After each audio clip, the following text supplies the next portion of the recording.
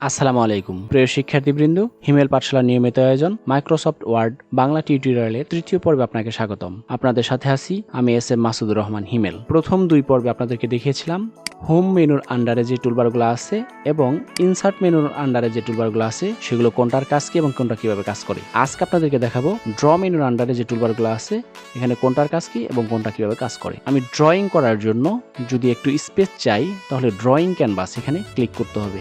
এই স্পেসে যদি আমি ড্রয়িং করতে চাই, আমার যে কালার পছন্দ এখানে যে কোনো পেন নেওয়া যাবে। আমি প্রথমেই ব্ল্যাক পেনটা ক্লিক করে এখানে দাগ কাটলাম, এরপর রেড পেন, এরপর গ্রে পেন্সিল, এটা হাইলাইটার, ইয়েলো হাইলাইটার, আমি এই লেখাটা হাইলাইট করে দিচ্ছি, হিমেল পাঠশালা হাইলাইট করে দিলাম।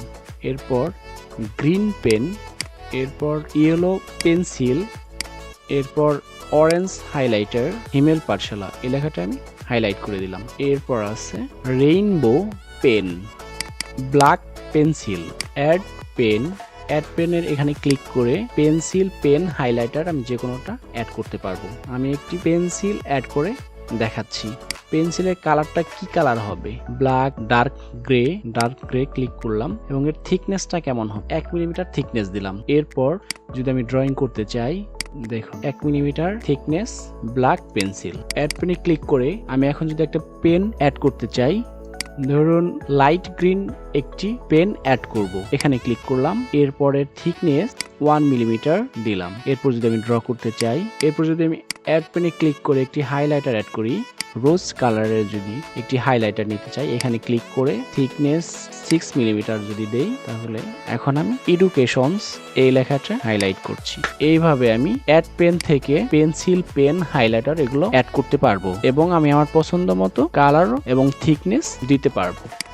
এই লেখাগুলো এবার আমি এগুলো যদি মুছে ফেলতে চাই, ইরেজরে ক্লিক করে এইভাবে মুছে ফেলা যাবে। ড্রয়িং ক্যানভাসটা ডিলিট করতে চাইলে মার্ক করে ব্যাক স্পেসে দিয়ে ডিলিট হয়ে যাবে। এরপর আছে ইনটু ম্যাপ, এখানে ক্লিক করলে আমি যদি লিখি এ স্কয়ার মাইনাস বি স্কয়ার, এখন যদি ইনসার্টে ক্লিক করি এ স্কয়ার মাইনাস বি স্কয়ার লেখা হয়ে গেল।